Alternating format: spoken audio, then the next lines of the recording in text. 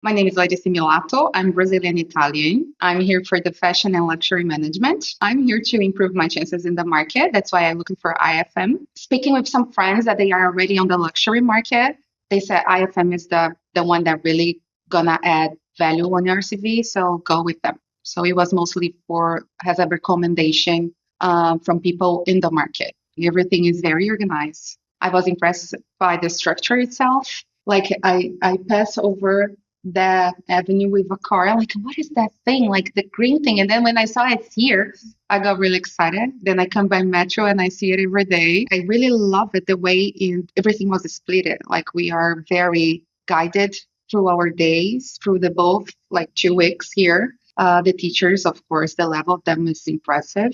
I'm really satisfied and happy to be here. If you are here to study, it's going to be hard to be a tourist as well because since the schedule is very tight, it's tiring to go and see sightseeing. It's really hard. So come here with the focus on studying only.